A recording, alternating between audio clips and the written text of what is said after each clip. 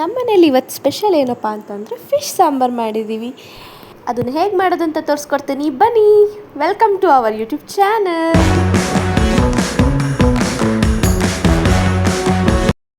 ಯಾರಿಗೆ ಫಿಶ್ ಸಾಂಬಾರು ಮಾಡೋಕ್ಕೆ ಬರಲ್ಲ ಅಂಥವ್ರಿಗೆ ಈ ವಿಡಿಯೋ ತುಂಬ ಯೂಸ್ಫುಲ್ ಆಗಿರುತ್ತೆ. ಇನ್ನು ಅವಾಗ ಕಲಿತಿರ್ತಾರಲ್ಲ ಅಡುಗೆಗಳನ್ನ, ಅವರಿಗೆ ತುಂಬ ಯೂಸ್ಫುಲ್ ಆಗಿರುತ್ತೆ. ಇದನ್ನು ನೋಡಿಕೊಂಡು ಸಾಂಬಾರು ಮಾಡ್ಬೋದು ಈಸಿಯಾಗಿ. ಈ ಮೀನು 1.5 kg ಇದೆ. ನೀಟಾಗಿ ಕ್ಲೀನ್ ಮಾಡಿಸಿ ಕಟ್ ಮಾಡಿಸ್ತಾ ಇದ್ದೀವಿ. ಶಾಪ್ ಅವ್ರು ಕಟ್ ಮಾಡಿಕೊಡ್ತಾ ಇದ್ದಾರೆ. ಇವಾಗ ಮನೆಗೆ ತಗೊಂಡು ಮೀನು ಸಾರು ಹೇಗೆ ಮಾಡೋದು ಅಂತ ಹೇಳ್ತೀನಿ, ಬನ್ನಿ ಗಾಯ್ಸ್. ಇವಾಗ ಮೀನು ಸಾಂಬಾರಿಗೆ ಏನೇನು ಬೇಕು ನೋಡ್ಕೊಳ್ಳೋಣ. ಮೊದಲಿಗೆ ನಾನು ಇವಾಗ ಒಂದು ಸ್ವಲ್ಪ ಹುಣಸೆಹಣ್ಣು ನೆನಾಕ್ತಾ ಇದ್ದೀನಿ. ನಿಮಗೆ ಎಷ್ಟು ಬೇಕೋ ಅಷ್ಟು ಹುಣಸೆಹಣ್ಣು ನೀವು ತಗೊಳ್ಳಿ. ನನಗೆ ಎಷ್ಟು ಬೇಕು ನಾನು ಅಷ್ಟು ತೊಗೊಂಡಿದ್ದೀನಿ. ಅಂದರೆ ಹುಣಸೆಹಣ್ಣು ಜಾಸ್ತಿ ಉಳಿಬೇಕು ಅಂದರೆ ಒಂದು ಸ್ವಲ್ಪ ಜಾಸ್ತಿ ಹುಣಸೆಹಣ್ಣು ಹಾಕಿ, ಕಮ್ಮಿ ಇರಲಿ ಹುಳಿ ಜಾಸ್ತಿ ಇಷ್ಟಪಡಲ್ಲ ಅಂತಂದರೆ ಕಮ್ಮಿ ಹಾಕ್ಕೊಳ್ಳಿ. ಇವಾಗ ಮೀನು ತೊಗೊಬಂದಿದ್ವಲ್ಲ, ನೀಟಾಗಿ ವಾಶ್ ಮಾಡಬೇಕು. ನಾನು ನೀಟಾಗಿ ವಾಶ್ ಮಾಡಿ ಇಟ್ಕೊಂಡಿದ್ದೀನಿ ಆಲ್ರೆಡಿ. ಇವಾಗ ಒಂದು ಬಾಣಲಿಗೆ ಸ್ವಲ್ಪ ಸಾಲ್ಟು, ಚಿಲ್ಲಿ ಪೌಡರ್ ಮತ್ತು ಅರಿಶಿನ ಪುಡಿ ಇಷ್ಟನ್ನು ಹಾಕಿ ಸ್ವಲ್ಪ ನೀರು ಹಾಕಿ ನೀಟಾಗಿ ಕಲಿಸ್ಕೊಳ್ಳಿ. ಕಲಿಸ್ಕೊಂಡಾದ್ಮೇಲೆ ಮೀನನ್ನ ವಾಶ್ ಮಾಡಿಟ್ಟಿದ್ವಲ್ಲ, ಆ ಮೀನನ್ನ ಇದಕ್ಕೆ ಈ ಮಸಾಲೆಗೆ ಹಾಕಿಬಿಟ್ಟು ನೀಟಾಗಿ ಮ್ಯಾರಿನೇಟ್ ಮಾಡ್ಕೋಬೇಕು.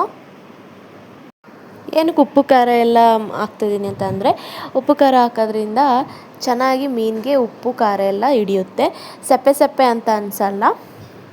ಇವಾಗ ಮಿಕ್ಸಿ ಜಾರ್ಗೆ ರುಬ್ಕೊಳ್ಳೋಕೆ ಏನೇನು ಬೇಕು ಅಂತ ನೋಡೋಣ ಬನ್ನಿ. ಈರುಳ್ಳಿ, ಟೊಮ್ಯಾಟೊ, ಆಮೇಲೆ ತೆಂಗಿನಕಾಯಿ ತೊಗೊಂಡಿದ್ದೀನಿ. 2 ಈರುಳ್ಳಿ, 2 ಟೊಮ್ಯಾಟೊ, ಒಂದು ಅರ್ಧ ಭಾಗ ತೆಂಗಿನಕಾಯಿನ ತೊಗೊಂಡಿದ್ದೀನಿ. ಇಲ್ಲಿ ಬೆಳ್ಳುಳ್ಳಿ, ಶುಂಠಿ ಮತ್ತು ಚಕ್ಕೆ, ಲವಂಗ, ಮೆಣಸು ತೊಗೊಂಡಿದ್ದೀನಿ. ಇದು ಮಿಕ್ಸಿಗೆ ಹಾಕಿ ರುಬ್ಬಕ್ಕೆ. ಇವಾಗ ಇದಿಷ್ಟನ್ನು ನೀಟಾಗಿ ಮಿಕ್ಸಿ ಜಾರ್ಗೆ ಹಾಕ್ಬಿಟ್ಟು ನೀಟಾಗಿ ಫೈನ್ ಪೇಸ್ಟ್ ಮಾಡಬೇಕು. ಪೇಸ್ಟ್ ಮಾಡಾದ್ಮೇಲೆ ತೋರಿಸ್ತೀನಿ. ಮೀನು ಸಾಂಬಾರು ಅಂದರೆ ನನಗಂತೂ ತುಂಬ ಇಷ್ಟ. ಯಾರಿಗೆಲ್ಲ ಮೀನು ಸಾಂಬಾರು ಇಷ್ಟ ಅವರು ಇದನ್ನು ನಾನು ಮಾಡೋ ಸ್ಟೈಲ್ನ ಒಂದು ಸಲ ಟ್ರೈ ಮಾಡಿ ನೋಡಿ, ತುಂಬ ಚೆನ್ನಾಗಿರುತ್ತೆ.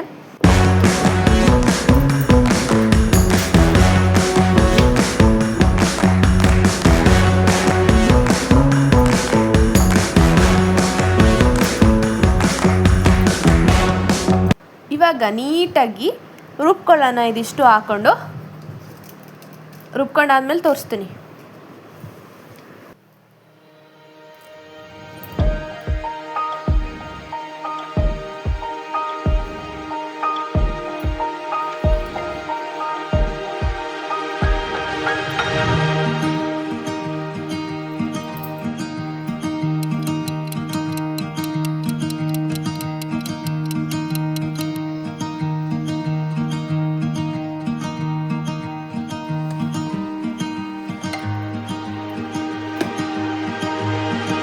ಆವಾಗಲೇ ಗ್ರೈಂಡ್ ಮಾಡೋಕೆ ಹಾಕಿದ್ನಲ್ಲ, ಅದೆಲ್ಲ ರುಬ್ಬಾದ್ಮೇಲೆ ನಾನು ಖಾರದ ಪುಡಿ ಮತ್ತು ಧನಿಯಾ ಪುಡಿನ ಹಾಕಿ ಮತ್ತೆ ರುಬ್ಕೊಳ್ತೀನಿ.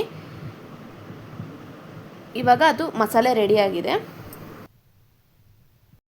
ಇವಾಗ ಗ್ಯಾಸ್ ಸ್ಟವ್ನ ಆನ್ ಮಾಡಿ ಕುಕ್ಕರ್ ಇಟ್ಬಿಟ್ಟು ಆಯಿಲ್ನ ಹಾಕಬೇಕು.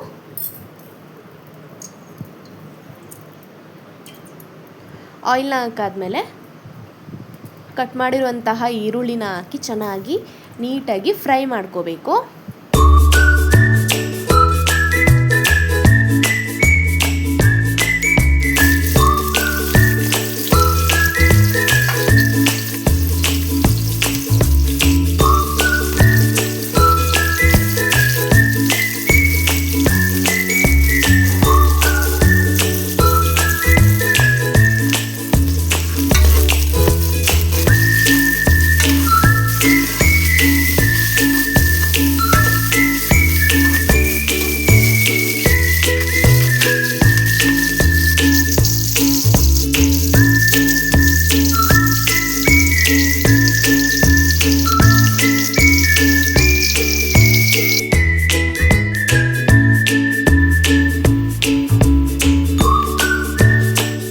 ಇವಾಗ ಈರುಳ್ಳಿ ಚೆನ್ನಾಗಿ ಫ್ರೈ ಆಗಿದೆ. ರುಬ್ಬಿರೋ ಅಂತಹ ಮಸಾಲೆನ ಇದಕ್ಕೆ ಹಾಕಿ ಚೆನ್ನಾಗಿ ಮಿಕ್ಸ್ ಮಾಡಬೇಕು.